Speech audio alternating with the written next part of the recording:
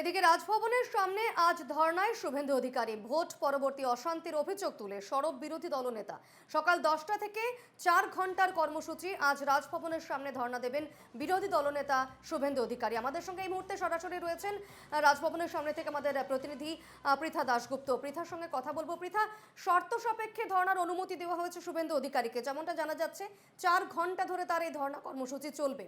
কি কি শর্ত দেওয়া হয়েছে, কি শর্ত বেঁধে দেওয়া হয়েছে বিরোধী দলনেতাকে? দেখো, আমি এই মুহূর্তে রাজভবনের সামনেই দাঁড়িয়ে রয়েছি এবং রাজভবনের সামনে হাইকোর্টের অনুমতির পরে শুভেন্দু অধিকারীর যে ধর্ণা কর্মসূচি সেটা আর কিছুক্ষণ পরে থেকেই শুরু হবে। ইতিমধ্যেই দেখা যাচ্ছে যে মঞ্চ কিন্তু প্রস্তুত রয়েছে, আমি সেই ছবি সরাসরি দেখাবো।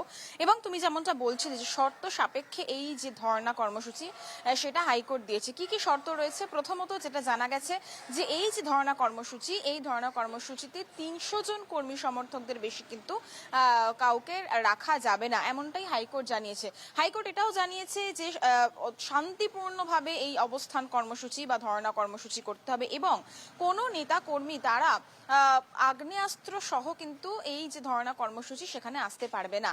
ফলত আমরা দেখেছিলাম যে এই যে ভোট পরবর্তী সন্ত্রাসে যারা আক্রান্তরা রয়েছেন, যারা ঘরছাড়া হয়েছেন, তাদেরকে নিয়ে শুভেন্দু অধিকারী তিনি রাজভবনের সামনে ধর্ণায় বসবেন এবং সেই জন্য এই যে বিষয় কিন্তু হাইকোর্ট পর্যন্ত গড়িয়েছিল।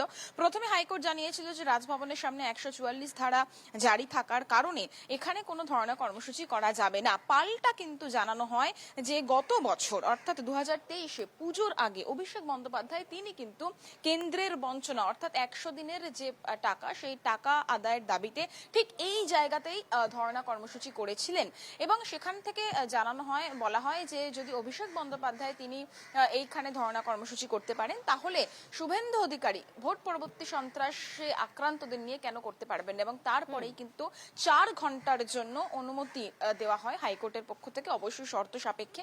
আমি যেমনটা বললাম যে 300 জনের বেশি কিন্তু এখানে জমায়েত করা যাবে না এবং সেই মতো মঞ্চ ইতিমধ্যে প্রস্তুত। ঘড়ির কাঁটায় 9:15 বেজে গিয়েছে।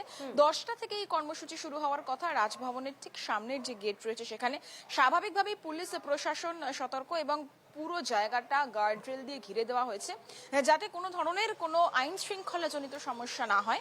এবং 10টা থেকে 4টে অর্থাৎ 4 ঘন্টার জন্য এই যে ধর্ণা কর্মসূচি, সেই ধর্ণা কর্মসূচিতে শুভেন্দু অধিকারী তিনি যেরকম থাকবেন এবং তার সঙ্গে অবশ্যই ভোট পরবর্তী সন্ত্রাস যেটাকে ইস্যু করছে বিজেপি, স্বাভাবিকভাবেই বারবার রাজ্যের দিকে তারা আঙুল তুলছেন। কারণ সকাল 10টা থেকে শুরু হতে চলেছে বিরোধী দলনেতা শুভেন্দু অধিকারীর এই ধর্ণা এবং 4 ঘন্টা তিনি ধর্ণা বসবেন এমনটাই জানা যাচ্ছে। আপাতত ধন্যবাদ পৃথা।